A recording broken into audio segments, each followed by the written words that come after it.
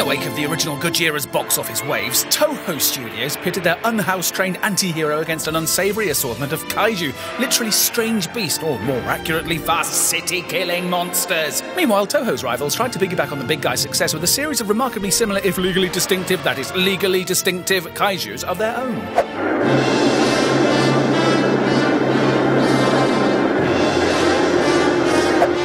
First blood goes to the cyborg chicken with hooks for hands and a buzzsaw on his chest. In fact, the only reason to watch mid-70s stock footage churnathons like Godzilla vs. Gigan and Godzilla vs. Megalon are the appearances of the M-Space Hunter Nebula People's pet alien kaiju Gigan, the first monster to make Godzilla bleed. The later, rebuilt versions were even more vicious, capable of shooting circular saws out of his neck and chainsaws for arms. Now let's be clear here, Barugon, the one-horned rhinosaur from Dai's Gamera series, is definitely legally distinct from Barugon, the one-horned rhinosaur from Toho's Godzilla series. Barugon, Barugon, Barugon, Barugon, Barugon. Oh. But we prefer the pound stretcher version primarily for its suggestive glowing horn motif, chilling tongue attack, and ability to shine a rainbow out of its anus.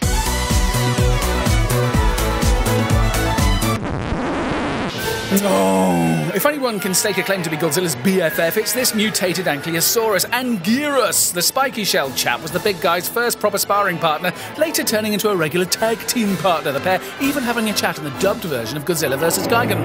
Something funny going on. You better check. But he mainly holds a special place in Godzilla's fans' hearts for being the kaiju inevitably sent in to put just over how badass whatever new monster is threatening Earth this time, getting his pointy ass handed to him time and again. In Godzilla Final Wars, he's frankly used as a football. Of course, Godzilla wasn't the only big hitter at the Japanese cinema in 1954. Akira Kurosawa's Seven Samurai proved just as titanic at the box office, and with local critics too, who sniffed at Gojira's atomic cynicism and American influences. Now, if only there was some way a studio could combine huge monsters and samurai. But wait! The subsequent Super Samurai SFX Spectacular was unusual for a kaiju flick as it was set in the past, with a reanimated Rodan statue Daimajin vengefully laying waste to feudal warlords and very, very, very, very rickety buildings. Yes, he was damaging everything in sight. Death from above! As with Mothra, the giant horned pterosaur, Rodan was launched in its own movie, comically levelling a city, tragically losing its mate, yada yada yada, before swooping over into Godzilla's world. With his hurricane wind attacks proving handy in a ruck, he swiftly became one of the Gojira's best frenemies, regularly teaming with him to protect the planet's airspace, and usually getting his wings clipped along the way. Hail to the king! But despite his glorious golden mane and stiff plastic features, Caesar isn't a former poodle rocker after his latest botched plastic surgery. It's just a rough anglicization of Shisa, a mythological Japanese dog-stroke lion beast. He's a guardian to be called when the world is troubled by the likes of MECHAGODZILLA. Using his energy-reflecting eyes, he can be summoned into action via singing.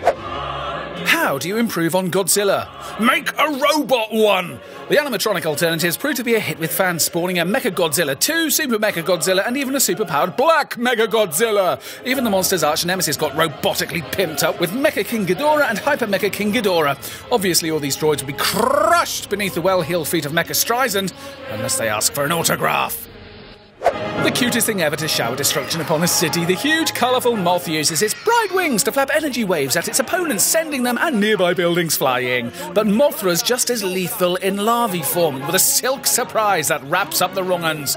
Actually a deity worshipped on tropical Infant Island, the moth with the most is summoned to protect humanity, whether from Godzilla or later teaming with him to tag team foes like King Ghidorah or Gigan. Because of its looks and fluffy attitude, the ever-forward-thinking collective cinematic body generally regard the divine moth as a female. Not that anyone's actually checked what any of those things are packing under the hood.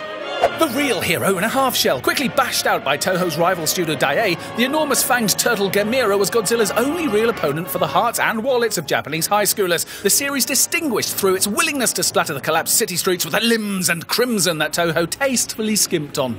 Capable of breathing fire and hibernation-style regeneration, Gamera can also retract his limbs and fire jets out of them, sending him flying into the air like a titanic, leathery, circular saw.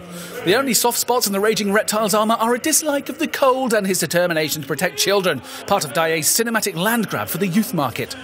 But Gamera's claim on the number 2 spot was cast in adamantium by the damn watchable 1990s reboot, the climactic limb-impaling plasma-fisting dust-up of Gamera 3, The Revenge of Iris. It's bloody, badass, and very, very bizarre.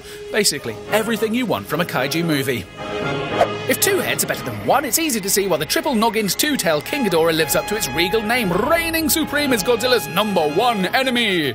Usually the instrument of some alien power seeking domination over the planet, the flying dragon, its head inspired by the 8-headed mythological creature Yamata no Orochi, reduces cities to rubble with its gravity beam's breath and is so triple hard that the god of destruction usually has to call in favours from 1 or 2 of his big mates to help out. For more on Godzilla, monsters and Barbra Streisand, check out IGN.